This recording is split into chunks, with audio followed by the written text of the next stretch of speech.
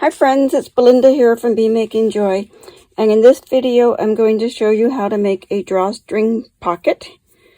I'll demonstrate both on the cast on edge and on the bind off edge. And this method could also be used for making an elastic waistband. Okay, let's start a project with a drawstring pocket or an elastic waistband pocket. So first we're going to cast on however many of stitches we need and knit a distance of slightly more than the drawstring or the elastic that we're going to put in, and then do a reverse stockinette row as a turning row, and then knit the same number of rows more. Now that turning row is not necessary, but it does make a nice even more smooth fold. It's a beautiful look for an edging. Now to fold this over to make our pocket, we're going to fold it behind itself so that the right side is to the outside.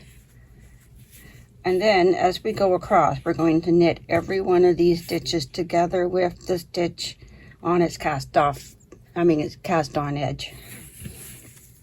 So I go through the stitch, through its corresponding cast on stitch. Oops, I twisted around. There we go.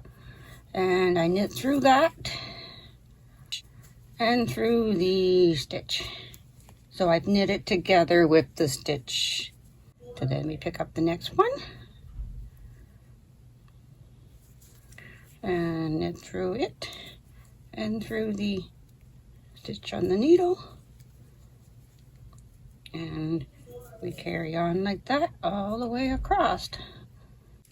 Depending on your dexterity, you might need to pick up that stitch first with your left hand needle. And then knit them together from the front.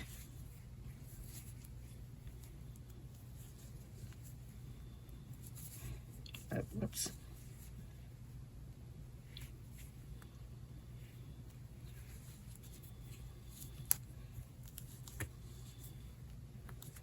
But you see that my instinct is to do it this way.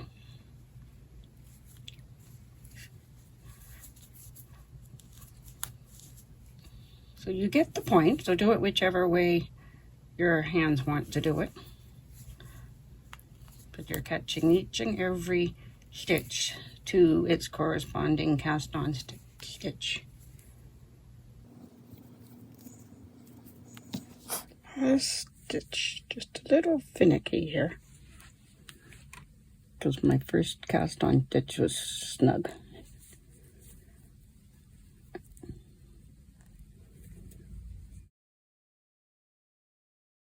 There we go. Okay, now we have a nice pocket all the way around to put our drawstring or elastic into. And then we carry on knitting according to pattern. And in this case, I am going to join in the round and continue in stockinette.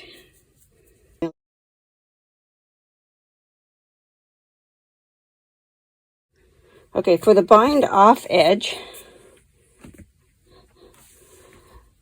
for the last bit of section for where the drawstring is going to go, I switched to knitting back and forth so that as I fold this over, and make a pocket on both sides for the drawstring to come through.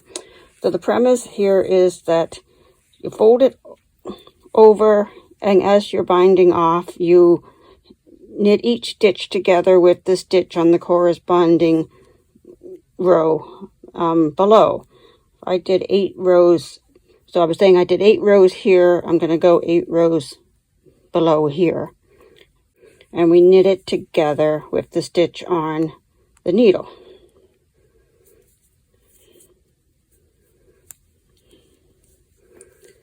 Then we do the same thing to the next stitch.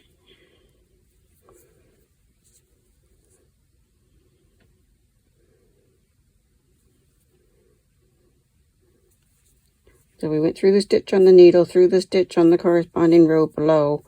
And we knit them together. And then to bind off, we pass the first stitch over the second stitch. However, the difficulty here is to keep on the same straight line all the way across. So I have a trick. So let's back up and put those back on the needle. So I'm going to take another needle, the same size or smaller than the one that I'm using. This one is one size smaller. And we're going to feed it along pick up every purl bump along the row that we want to attach this to. So I have 8 rows here. I'm going to go 8 rows below. And now, which is the first stitch? That's the question. I think it's this one. So I'm going to pick up every purl bump of that row. Let's double check. Am I 8 rows down? 2, 3, 4, 5, 6. Nope, that's only 7.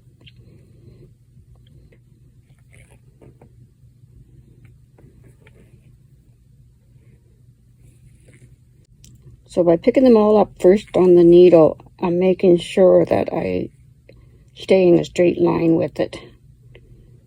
So I'll be back as soon as I finish picking them all up. Okay, my second needle is in there. I made sure to follow the same row all the way around. I counted my stitches to make sure I didn't miss a stitch, and sure enough I did. I almost forgot to pick up that edge stitch, which is a slip stitch, so it picks up differently on both ends. So now I got the right number of stitches picked up, one for my bind off edge. So let's close this casing. We'll do that by, I think I'm going to use my longer needle because my short one is not really reaching very well. So let's just use this one, even though it's a size smaller, that won't matter. So we will knit through the first stitch on the top needle, the first stitch on the bottom needle, and knit those 2 stitches together. Take them both off. Do the same with the next stitch. Knit these 2 stitches together.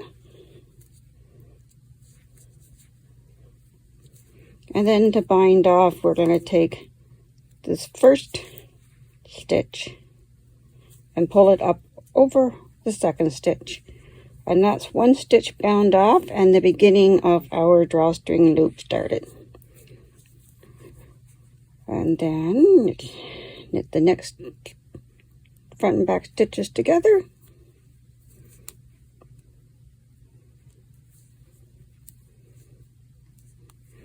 Bind off another stitch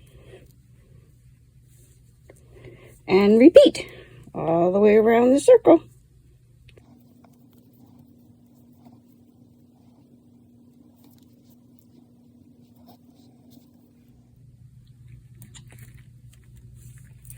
Okay, now I need to cut my yarn.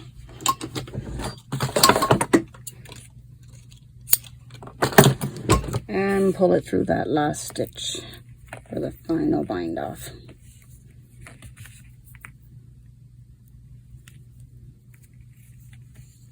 There.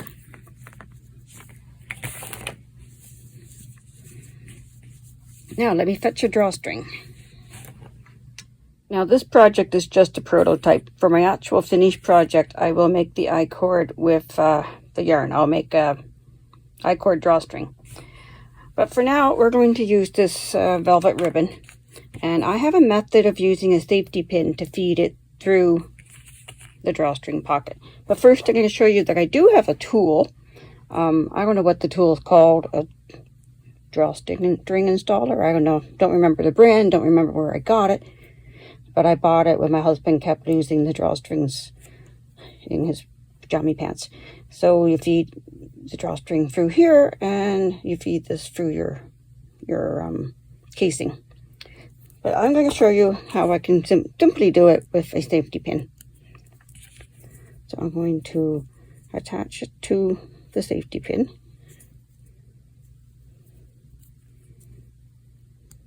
and then head first, go through the hole, and I can feel that head, and I can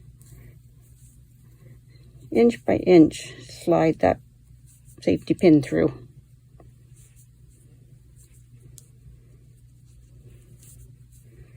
Well, 1/2 inch by 1/2 inch.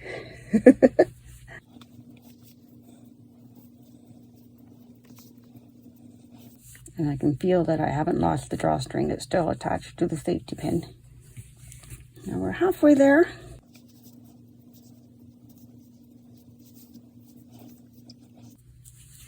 Of course, making sure I don't pull it all the way through the other end.